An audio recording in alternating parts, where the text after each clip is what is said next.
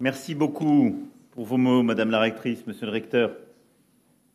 Madame la vice-présidente, Mesdames, Messieurs les ministres, Mesdames, Messieurs les parlementaires, Messieurs les ambassadeurs, Monsieur le Président de l'Académie des sciences et technologies, Mesdames et Messieurs les anciens élèves et chères étudiantes, chers étudiants.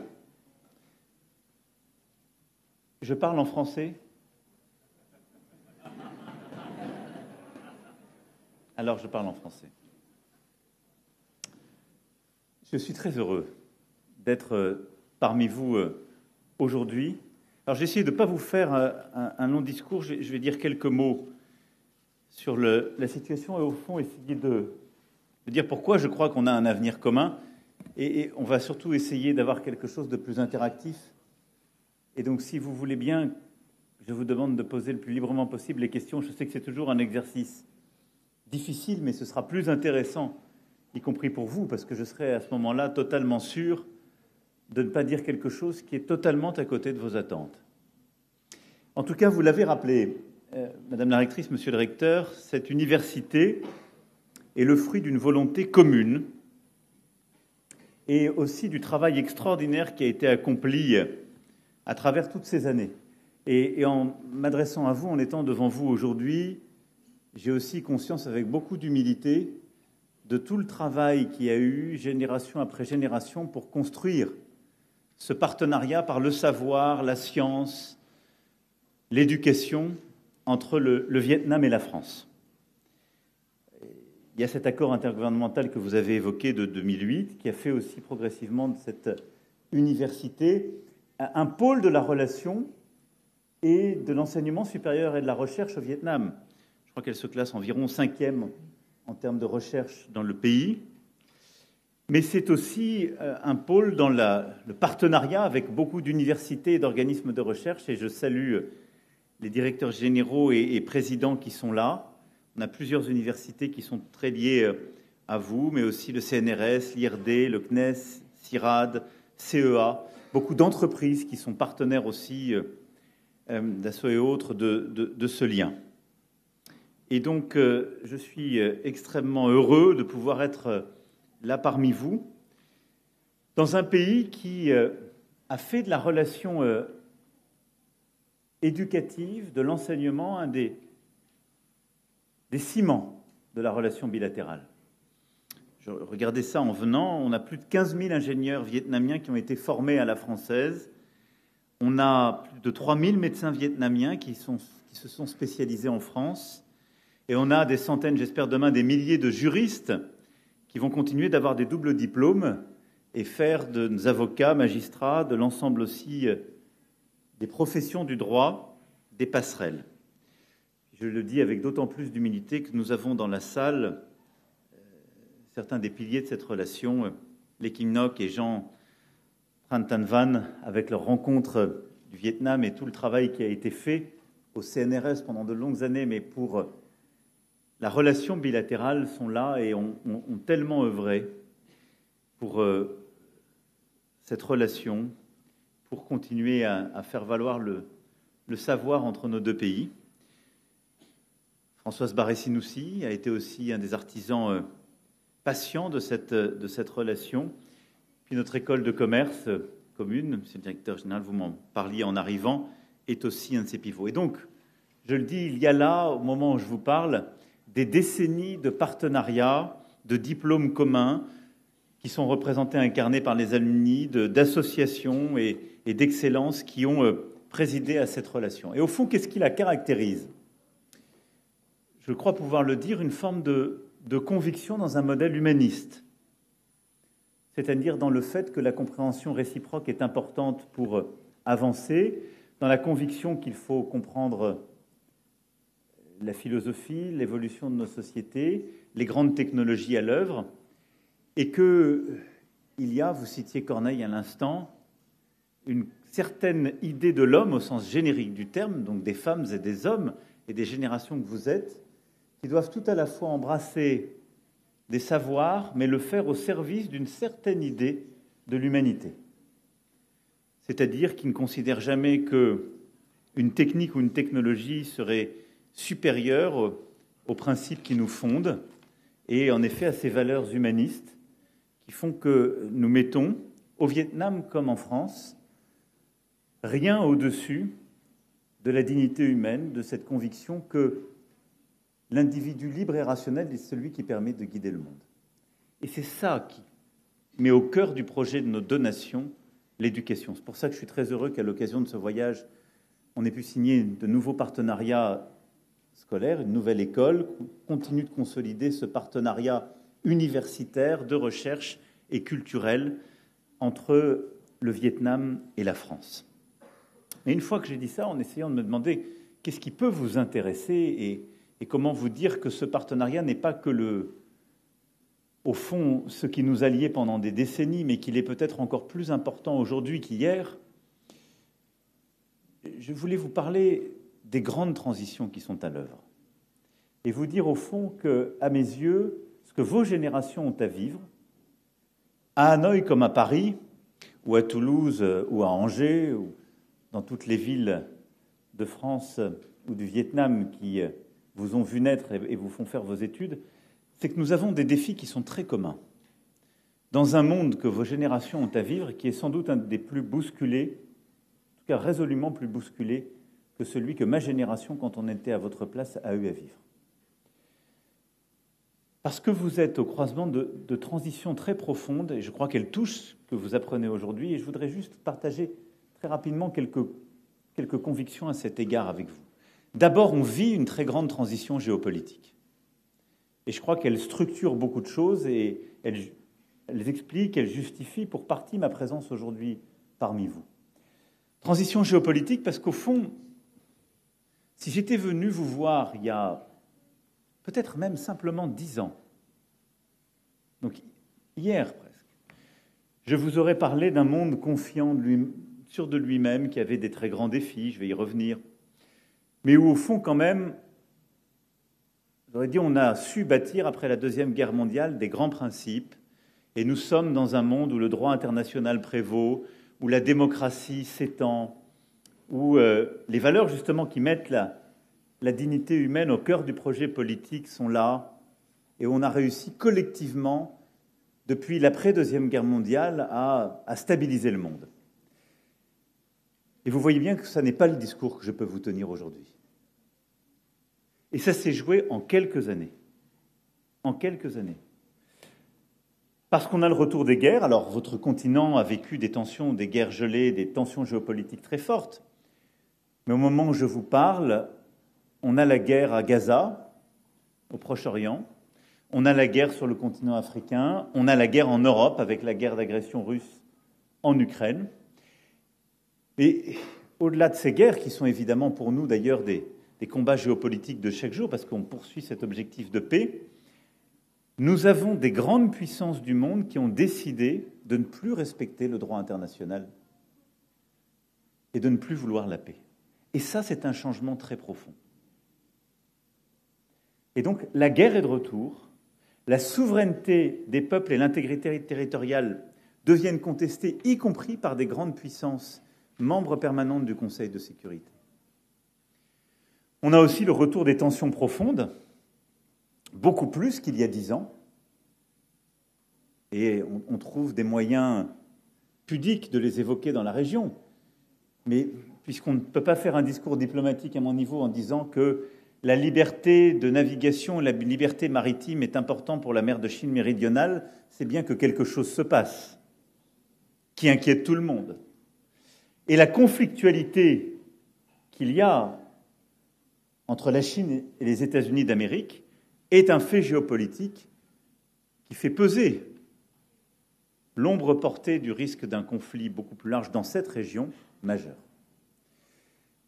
Et puis à cela s'ajoutent les dérèglements de la coopération internationale. Plusieurs puissances ont décidé de se retirer des accords de Paris, et maintenant le commerce international qui était là aussi régi par des règles, où il y a 20 ans, dans votre région du monde, on se disait comment pleinement appliquer les règles de l'Organisation mondiale du commerce. cette question est devenue caduque, puisque la première économie du monde décide de ne plus les respecter. Et elle met des tarifs qui changent selon les matins où l'on se réveille. On est tous en ce moment à 10%, mais vous peut-être demain à 47%, les Européens peut-être à 50%, et peut-être après-demain ce sera un autre chiffre. Parce que l'imprévisibilité est redevenue maîtresse. Et donc, c'est ça le monde où vous avez à vivre. Il est très différent de celui où moi j'ai grandi. Mais c'est un état de fait. Quelque chose s'est déréglé. Et donc nous vivons dans un monde où, en particulier par la désinhibition des superpuissances, tout peut basculer. Et c'est dans ce contexte que je crois que l'alliance entre le Vietnam et la France est encore plus importante, et l'alliance entre l'ASEAN et l'Europe encore plus importante. Parce qu'il y a quelque chose qui nous lie.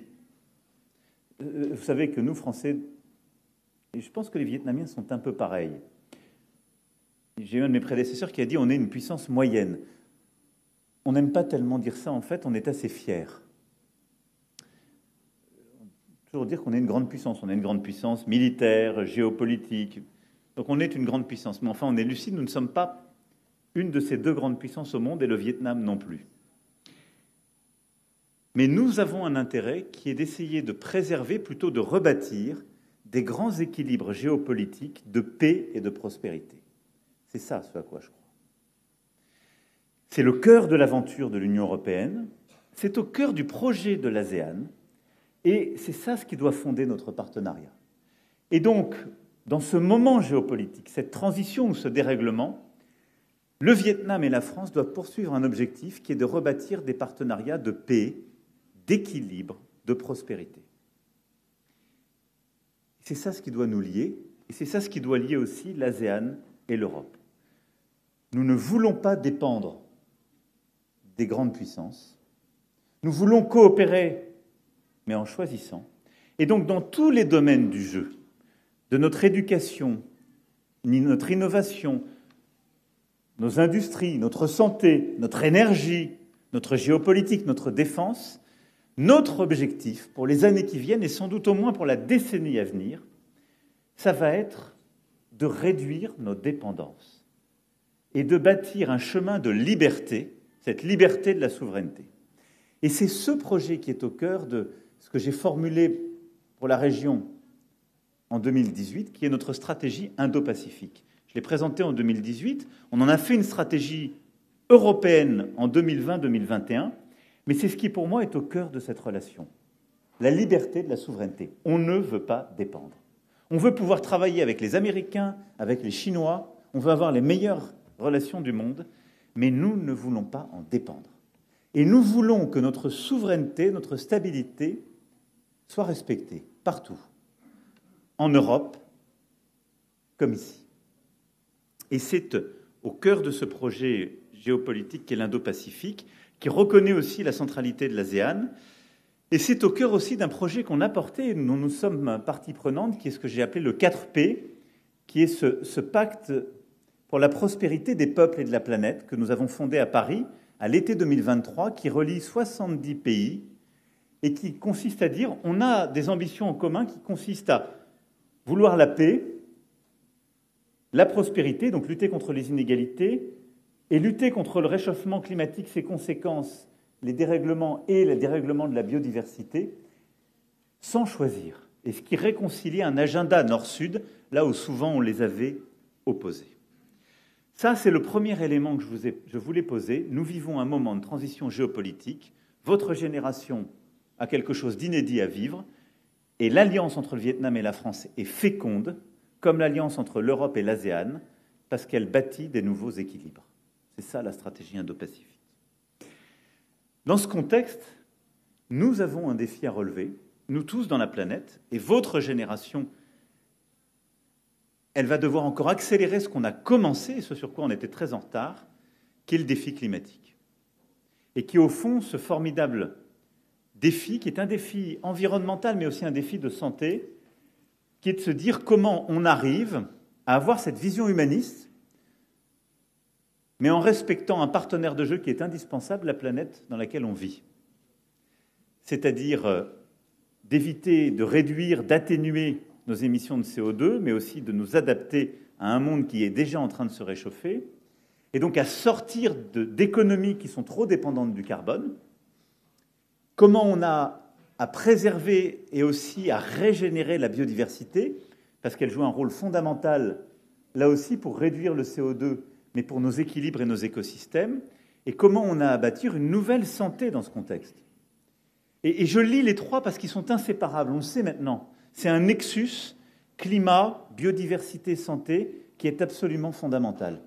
Et on l'a vécu tous ensemble avec le Covid, et on va continuer de le vivre de manière accélérée. Si on bouscule nos écosystèmes, on fera émerger de nouvelles pandémies. Nous aurons l'incapacité de régler nos problèmes de santé. Et donc, cette transition, qui est à la fois une transition de nos écosystèmes, mais aussi une transition énergétique de l'organisation de nos sociétés, c'est un défi parmi les plus complexes à traiter. C'est celui qu'avec nos chercheurs, nos scientifiques, mais aussi toutes les parties prenantes, nous essayons de bâtir ces dernières années. Il y a eu une prise de conscience à la COP de Paris, il y a maintenant 10 ans, on fêtera l'anniversaire en fin d'année, mais on est en train de bâtir tous ensemble un agenda. Il est au cœur de ce 4P que j'évoquais, mais il est fondamental. Et lui aussi, il est au cœur du partenariat entre le Vietnam et la France. Pourquoi ? Parce que le Vietnam est une très grande économie qui veut justement continuer de se développer, être très rapidement passer à un revenu intermédiaire, mais être une économie riche. Elle a formidablement réussi ces 30 dernières années des résultats économiques remarquables, mais l'économie vietnamienne, elle a un défi, c'est qu'elle est trop dépendante du carbone, et essentiellement du charbon. Et c'est pourquoi la France veut être un des partenaires de la décarbonation de l'économie vietnamienne. Et c'est ce qu'on a conclu il y a à peine 2 ans, qui est ce programme pour la transition énergétique juste du Vietnam. C'est ces fameux JETP, comme on dit en bon français. Et donc nous sommes partenaires, on a déjà investi 250 millions d'euros avec l'AFD, on va investir à nouveau 250 millions d'euros, mais on veut aider le Vietnam à bâtir justement cette stratégie d'avenir. Et pourquoi ? Parce que nous avons des savoir-faire, parce que la France elle-même a une électricité qui est assez décarbonée grâce au nucléaire et des savoir-faire, mais on veut ensemble réussir et relever ce défi, et qui est un défi de formation, de recherche, mais de développement et de partenariat industriel dans l'hydroélectricité, dans la sobriété énergétique, dans le nucléaire, et c'est ce qu'on est en train de bâtir. Et juste avant de vous retrouver, j'étais avec d'ailleurs le vice-premier ministre, plusieurs ministres et plusieurs entreprises. C'est aussi un défi de savoir-faire, de changement d'usage, de transformation. Et là, je pourrais répondre à toutes vos questions, parce que je ne veux pas être trop long, mais le deuxième défi qui est clé, et où ce que vous êtes en train de faire est fondamental, c'est de réussir cela. C'est-à-dire à faire un en même temps auquel je crois aussi beaucoup, qui est la croissance et l'écologie. Pendant des décennies, dans nos sociétés, c'est toujours un risque qu'on a, on nous a expliqué qu'il faut choisir. Il y a ceux qui sont pour l'écologie, ils sont décroissants, et il y a ceux qui sont pour l'économie, et ils sont forcément polluants. C'est une totale bêtise. Nous avons dans toutes nos sociétés à bâtir des modèles de croissance, des modèles productifs, vous pour réduire les inégalités et continuer de faire progresser le revenu, nous pour créer de la richesse et continuer de financer un des modèles sociaux les plus généreux au monde. Mais on a le même défi, on doit continuer à créer de la richesse, simplement on doit le faire en arrivant à la neutralité carbone en 2050, en préservant notre biodiversité et en tenant compte de ce nexus que j'évoquais, santé, environnement, santé, biodiversité, CO2. Et c'est possible par la réorganisation de nos manières de produire, de consommer, par notre recherche fondamentale et nos innovations. Ça, c'est un défi aussi du partenariat entre le Vietnam et la France. La troisième grande transition que vous avez à vivre, et là aussi, c'est une formidable accélération à coup sûr des 2 dernières années, et que nous avons à vivre, c'est la transition, j'allais dire technologique, mais au fond, elle est plus que technologique. C'est la transition de l'intelligence artificielle. Et en disant ça, c'est, si je puis dire, une transition des transitions, si je devais donner une formule, parce qu'elle a quelque chose aussi d'anthropologique. Et je voulais vous en dire quelques mots. Nous avons tenu en février en France un sommet de l'intelligence artificielle. On a essayé de bâtir justement, alors d'abord des projets pour la France, qui est, je crois, le premier pays d'Europe, avec sans doute la Grande-Bretagne en termes d'intelligence artificielle, mais qui est là aussi un défi géopolitique, parce qu'on ne veut pas dépendre de la Chine et des États-Unis, qui sont à coup sûr les deux grands moteurs de l'innovation en la matière dans le monde. Mais l'intelligence artificielle est sans doute une des révolutions les plus fondamentales qu'on a à vivre, à la fois à conduire, à bâtir, mais dont nous devons penser les conséquences. Alors là-dessus, on pourra en débattre, on peut y revenir là aussi dans les questions. Quand on écoute certains experts, on a l'impression que l'intelligence artificielle, c'est quelque chose qui va remplacer l'humain. Moi, je ne crois pas du tout. Je ne crois pas que ce soit une super intelligence alternative. Je ne crois pas à cela. C'est la continuation de quelque chose que les scientifiques qui sont là, certains sont beaucoup plus experts que moi, vivent depuis des décennies. C'est ce qu'on appelait le machine learning, et qui a toujours, enfin pas toujours, mais qui en tout cas ces dernières décennies s'est beaucoup développé, etc. La seule chose, c'est que nos capacités de calcul ces dernières années sont transformées. On a des capacités de calcul qui ont augmenté de manière exponentielle et même davantage, et qui nous ont donné la possibilité d'aller plus vite et plus fort, et que ces modèles de ce qu'on appelle machine learning sont venus toucher le langage. Et donc ça a créé une forme de déstabilisation collective, parce que on a l'impression que ces machines apprenantes qui étaient dans la robotique ou dans d'autres domaines sont en train de devenir des humains, parce qu'elles traitent du langage, qui est la chose la plus intime que nous ayons. Mais elles traitent du langage pas comme vous et moi, elles en traitent comme une capacité de calcul extraordinaire, parce qu'elles savent associer les mots et les mettre de manière logique et même extrêmement intelligente. Mais nous en sommes là. Et donc on est à un moment de l'humanité où on a en effet des capacités de calcul, d'innovation et une transformation de ces machines apprenantes et donc de l'intelligence artificielle qui révolutionne beaucoup de choses.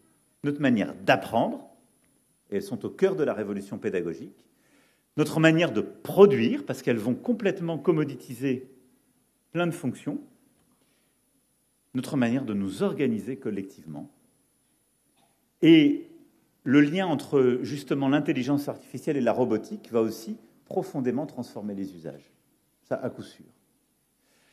Et donc, face à cette révolution, nous, notre stratégie, c'est quoi? Et c'est un peu cela, ce qu'on veut faire avec le Vietnam. Nous n'avons pas peur. Et le « nous n'avons pas peur » a, si je puis dire, plusieurs traductions. Un, nous voulons en être. Donc, on veut être au cœur de la capacité à innover. Donc, on veut aller plus vite, plus fort, on veut attirer les investissements. On veut former les talents. Et donc, on les forme en France. On a une des meilleures écoles de data scientists, de mathématiciens, etc. On veut développer le partenariat avec le Vietnam à cet égard. On veut créer les capacités de calcul chez nous pour être plus souverain. C'est ce qu'on est en train de faire. C'est cette course pour les data centers. Vous aussi, vous êtes dedans. Et on veut avoir les meilleures entreprises d'intelligence artificielle et celles qui en découlent, parce qu'on veut être souverain. Mais le « on n'a pas peur » signifie aussi on n'a pas envie qu'il y ait un modèle d'intelligence artificielle qui émerge qui ne soit pas au service de l'humanité. Et donc on veut pouvoir en penser les équilibres, le développement, et le mettre au service de nos sociétés, de nos équilibres, et nous aider à aller plus vite pour penser ces transitions écologiques que j'évoquais, à aller plus vite au service de la science pour avoir une médecine plus personnalisée, plus préventive. Et il y a des tas de moyens d'avoir une IA au service de l'homme. Mais on ne veut pas d'un modèle qui soit en quelque sorte un modèle fou ou désinhibé et qui ait une vision un peu post-humaniste qui vise à vassaliser l'homme au service de la machine. Mais c'est un vrai débat philosophique, on pourra là y revenir, mais c'est ça ce qu'on porte. Et donc, pour cette transition, qui est aujourd'hui là, et qui est dans une phase d'accélération, le Vietnam et la France ont beaucoup à faire en commun. Vous êtes un pays qui forme énormément de très grands scientifiques, de femmes et hommes qui ont des très grandes expertises en commerce et en management, comme la France. Et donc nous voulons ensemble porter cette même vision, participer de cette compétition, et en quelque sorte, on ne veut pas avoir à choisir entre une intelligence artificielle qui est totalement faite aux États-Unis ou totalement faite en Chine, ou avoir à choisir entre ces deux modèles.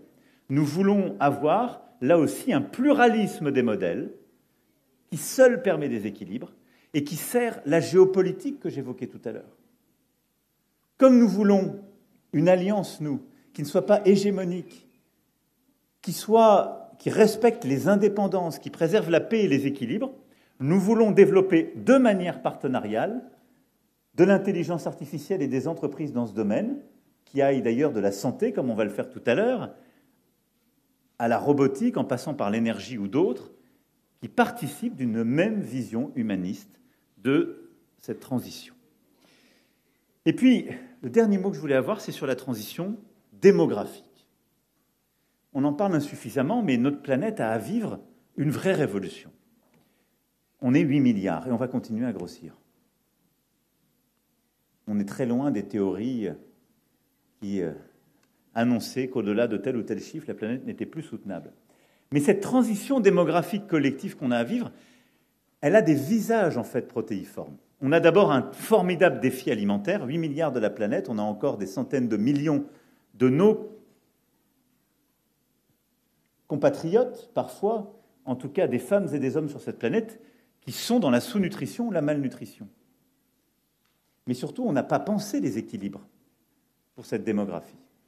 Et ça rejoint exactement ce que je viens de dire, c'est-à-dire qu'il faut penser l'innovation qui nous permet d'avoir une planète à 8 milliards et même peut-être un peu davantage.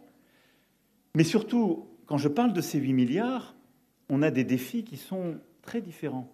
On a une Europe et des États-Unis qui vieillissent. On a une Chine qui commence aussi son vieillissement, ce qui est une vraie révolution. Imaginez, un pays à 1,4 milliard d'habitants qui est à vos portes, qui est en train de devenir vieux. Ce qui est une révolution. Et on a des pays extraordinairement jeunes, le vôtre en fait partie, où il faut donner des débouchés. Et donc cette transition démographique, elle nous oblige à faire quoi ? Bâtir des nouvelles formes de coopération. On est très loin de ça. Parce que qu'est-ce qui est en train de se passer dans notre monde ? C'est en quelque sorte une peur de la démographie. C'est-à-dire que les pays qui aujourd'hui n'arrivent pas à donner un destin à leurs enfants sont dans l'immigration subie, et c'est tout ce qu'on voit sur le continent africain et ailleurs, et ça déstabilise, mais ça appauvrit aussi ces pays ce faisant. Et les pays les plus riches, devenus vieux, ont de plus en plus peur de l'immigration parce qu'elle les déstabilise. Et donc, nous devons penser des nouvelles formes de coopération en la matière parce que nous aurons besoin de migrations organisées, choisies, qui permettent de respecter les cultures de chacun, les équilibres de chaque pays, mais qui permettent en même temps de bâtir des équilibres à l'échelle de la planète. Mais nous aurons besoin de, parce que je ne veux pas être plus long, 2 choses essentielles. 1, consolider les systèmes d'éducation, de formation dans les pays les plus jeunes. Et 2, conduire aussi les systèmes de formation et de transformation de nos systèmes sociaux dans les pays les plus âgés. Je m'explique. Si on veut réussir la transition démographique que la planète est en train de vivre, il va nous falloir continuer de multiplier la formation, la pédagogie, tout ce que nous sommes en train de faire et qui est au cœur de ce partenariat. Parce que la clé, c'est que dans tous les pays où il y a une dynamique démographique, on forme bien cette jeunesse. Et le défi est là. Si nous savons former cette jeunesse, elle sera un trésor. Si nous la laissons sans formation et sans opportunité économique, elle sera un problème pour ces pays, une menace. Et elle sera à la main de toutes les idéologies, les fanatismes ou d'immigration subie. Et donc, le défi pour la formation est clé. C'est pourquoi la politique éducative va continuer d'être au cœur du partenariat entre le Vietnam et la France, mais plus largement dans la région. Et c'est pourquoi nous allons continuer d'investir dans la formation de tous les talents et continuer aussi de le faire chez nous en France, qu'il s'agisse du premier cycle, comme du cycle universitaire, comme de notre recherche. Et la deuxième chose, c'est qu'il nous faut penser le vieillissement de nos sociétés. Ça veut dire penser l'organisation du cycle de vie dans des sociétés comme la nôtre, je pourrais y revenir si vous voulez, penser aussi les systèmes de santé qui doivent être plus dans la prévention, dans la capacité à traiter des maladies chroniques, parce qu'elles vont se multiplier dans des sociétés qui vieillissent, et penser la place de chacun, parce qu'en fait, on est des sociétés qui ont été conçues, pensées dans leur organisation au sortir de la Deuxième Guerre mondiale, c'est-à-dire avec une espérance de vie très différente et un cycle de vie très différent. Et ça aussi, c'est une vraie révolution. Mais la transition démographique ne doit pas être sous-estimée dans ce que nous sommes en train de vivre. Fort de cela, c'est pourquoi la France va continuer d'investir dans son école, son université, sa recherche. C'est aussi pour ça que je suis très heureux qu'on ait une 8e école qui ait pu être parachevée à l'occasion de ce déplacement. Mais c'est aussi pour cela que, et je le dis ici avec beaucoup de bonheur à l'USTH, cette nouvelle ère dans laquelle nous sommes en train de rentrer, elle sera marquée par davantage d'échanges universitaires. Et je viens ici avec l'ambition de multiplier par 2 d'ici à 2030 le nombre de nos échanges universitaires et des étudiants que nous voulons accueillir en France depuis le Vietnam. Parce que c'est, je crois, une ambition qui est essentielle si nous voulons réussir et poursuivre sur la base de ce partenariat très fort qui est déjà le nôtre. Nous continuerons d'avoir ce modèle unique qui est le modèle français, mais je veux qu'il puisse être au cœur de cette relation et qu'on multiplie par 2 donc les échanges universitaires qui sont aujourd'hui les nôtres dans les 5 ans qui viennent. Voilà, mesdames et messieurs, les quelques convictions que je voulais partager avec vous. Nous rentrons dans une nouvelle ère. Elle est au cœur de cette transition géopolitique, climatique, technologique et démographique que je viens d'essayer de décrire. Et pour celle-ci, je crois très profondément que ce qui lie le Vietnam et la France est une chance.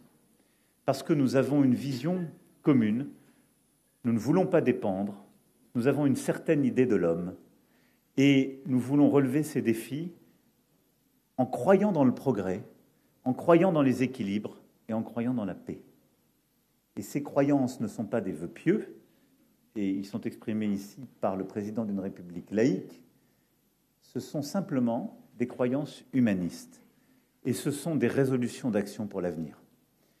Donc vous l'avez compris, nous ferons tout pour que votre génération puisse réussir, mais votre génération a d'immenses défis devant elle. Je vais maintenant répondre à toutes vos questions. Merci beaucoup.